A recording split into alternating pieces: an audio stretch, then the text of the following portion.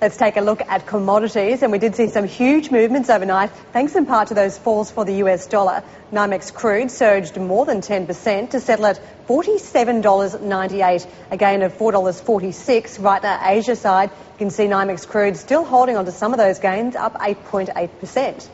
Gold prices also rallied back above that $800 US dollar mark, and you can see it's also keeping hold of those gains. And copper prices, this was the picture on the LME, gains of close to 1%. On the soft commodity front, we had gains for rice, corn and soybean, but wheat moved lower. Jonathan Barrett is Managing Director of Commodity Broking Services and joins us more on all that action on commodity markets and in particular oil prices. Well, give us your opinion on that, Jonathan. We did see that spike there. Is that just positioning ahead of a likely cut by OPEC? Well, I think there are two things actually starting to play here.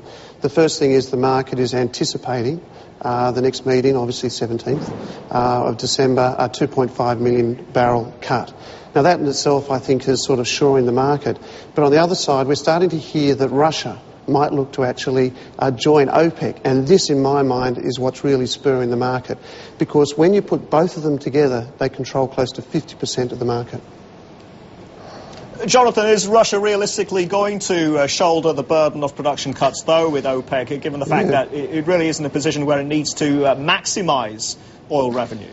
I think that Russia, they do have concerns over there and they do have problems, Cherie, but I think it's the mere fact that you're swinging that balance of control of production of oil to Russia and OPEC that will give the market a little bit of grief, and that we will see prices as a result of that, if in fact it does go ahead, see prices just generally move higher. It is in Russia's interest to see prices high, and actually, as it is with OPEC, more so perhaps for Russia, because they actually really do need those dollars. Jonathan, and if we do see a cut, a deep cut in the region of 2 million barrels a day, if not more, then how much do you think oil prices could rally on the back of that? Or is that anticipated cut already factored into prices at this stage? Well, Cherie, I think it's an interesting thing, because we've seen the last cuts in production. They really haven't done much to the market. But it was interesting to note that just the other day, Saudi Arabia came out and said they're actually adhering to these cuts. So when you look at Saudi Arabia, who normally is just there, and obviously they're the largest producer, it's not too much of a concern for them, when they actually come out on the press and say it, it sort of gives me an indication that they're also concerned on the low prices. So this time, perhaps, you will see that this will affect the market a little bit more. Well, the Saudis and the Russians might be talking about production cuts. We haven't seen compliance by other countries that formerly worked with OPEC, such as Norway and Mexico. And isn't it increasingly challenging to get these smaller countries on board because of the challenges they're facing in their own economies, and they rely on this income so much? Oh, very much so. I mean, that's what we've seen, and that's also some of the arguments we've also seen within OPEC, that a lot of the smaller producers need the cash flow. And if they don't get the cash flow, then there are going to be concerns across the board, because this is what they primarily export. So if there are concerns, they want the price higher, but they need those dollars, and I think that's what they're all buying for. Jonathan, how encouraging was it for you that we heard the International Energy Agency predict that oil demand is just going to rebound in 2009? Granted, not by a huge amount, but a rebound nonetheless.